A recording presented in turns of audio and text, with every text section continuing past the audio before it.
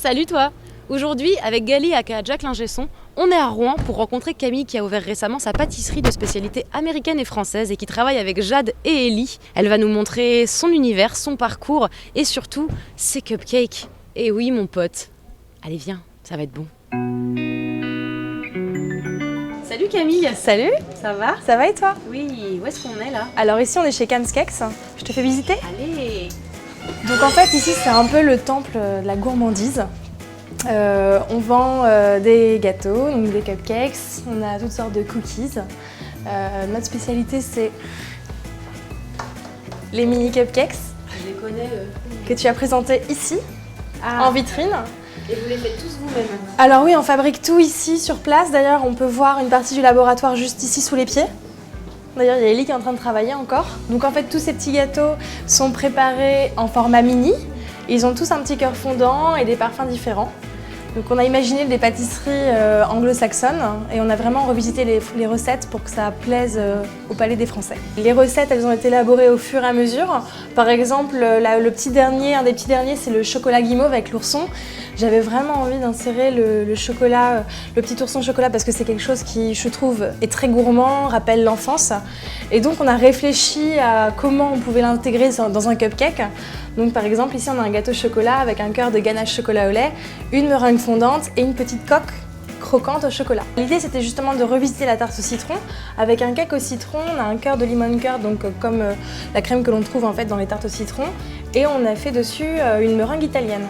Voilà, donc c'est des parfums qu'on ne trouvera pas par exemple aux États-Unis ou en Angleterre. Alors on a d'autres sortes de gâteaux, donc des gros gâteaux comme là des cheesecake à la vanille ou très gourmands à l'oreo. On a aussi du banoffee, donc ça c'est une recette qu'on a adaptée avec un fond au spéculoos, de la banane fraîche, du caramel et de la chantilly, tout en légèreté.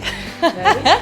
On a aussi du gâteau à la carotte, donc là pareil c'est une recette qu'on a élaborée ici.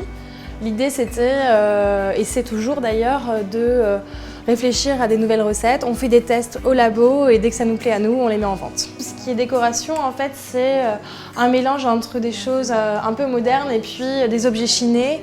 Voilà, on a des curiosités, c'est vraiment des choses c'est des trucs qui me plaisent. Ouais. Alors pour la petite anecdote, je ne voulais pas qu'il y ait trop de roses dans ce magasin. Pourquoi? Ça se voit? Il y en a partout. Ouais. Parce que le cupcake, c'est déjà très girly en soi.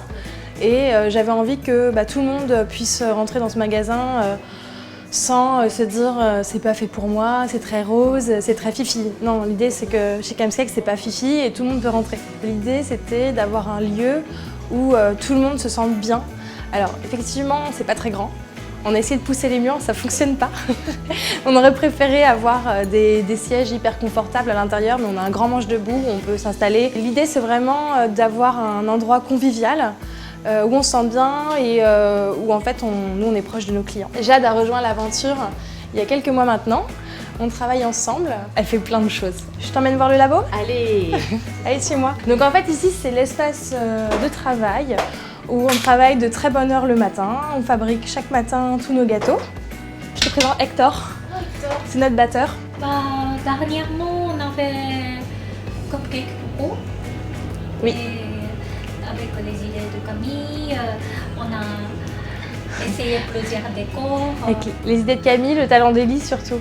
Non, en fait, il y a pas mal de recettes qu'on avait déjà fait, qu'on avait mis au point avant qu'Ellie arrive. Et on a travaillé ensemble et on a fait des nouveautés. Et effectivement, le cupcake noix de coco chocolat au lait, je lui ai juste dit « ça pourrait être cool, cupcake chocolat au lait et noix de coco ». Elle m'a dit oui.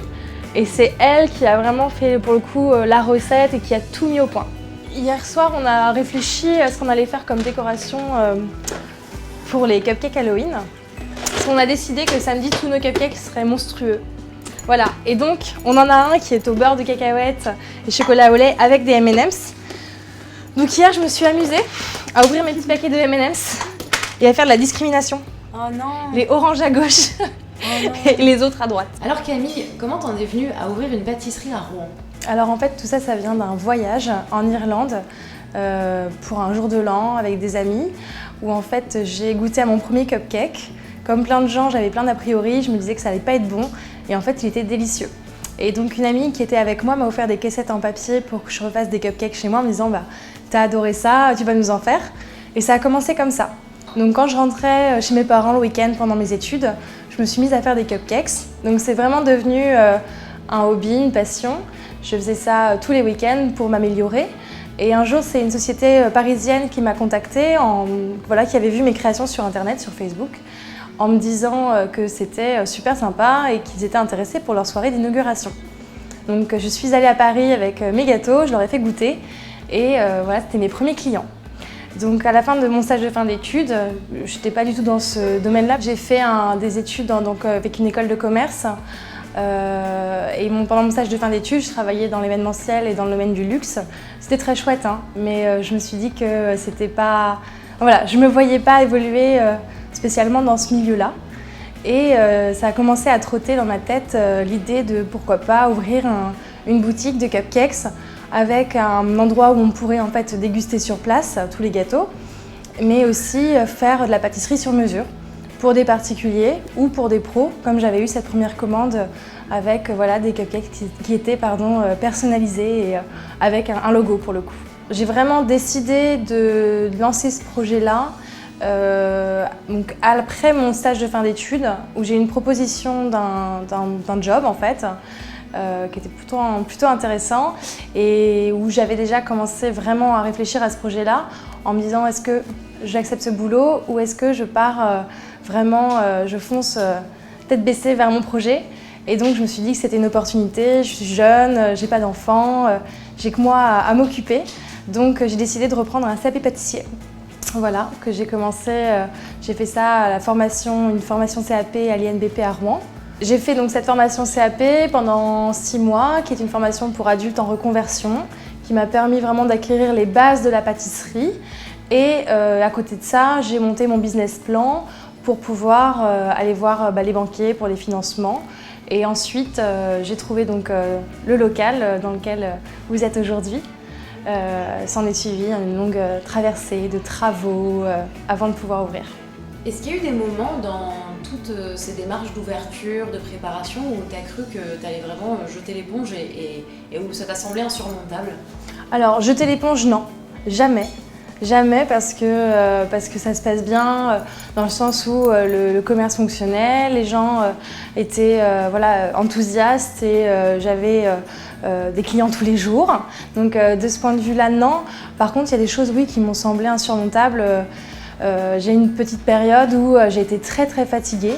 C'était d'ailleurs avant que je sois plus entourée, par exemple, de Jade ou à la pâtisserie, aujourd'hui par exemple d'Eli. Où j'avais vraiment beaucoup de choses à faire. Il y a des journées comme ça où il suffit qu'on soit épuisé et qu'on ait une tonne de travail à faire.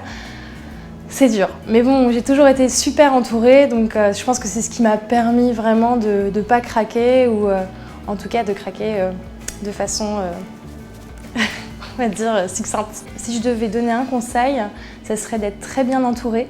C'est-à-dire d'être entouré de gens bienveillants et de gens qui ont compris le concept ou le projet et qui vont vous encourager.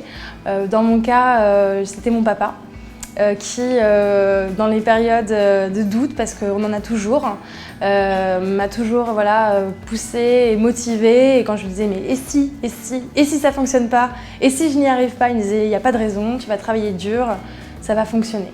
T'es contente de cette année qui vient de s'écouler là? J'arrive même pas à croire que ça soit déjà presque 1 an, qu'on soit déjà arrivé à 1 an d'aventure. C'est passé tellement vite.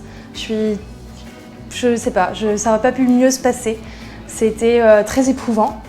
Il n'y a pas eu que des bons côtés, ça a été très fatigant.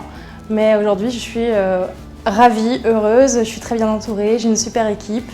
On travaille bien, nos clients sont fidèles et a priori sont contents, ils nous le disent. Donc, voilà, c'est que du bonheur. Merci beaucoup les filles de nous avoir reçues. Merci à vous et à bientôt chez Camskex. J'ai vraiment mis l'accent là-dessus quand j'ai cherché des produits pour la boutique. Il y a des tissus américains, des tissus japonais, beaucoup.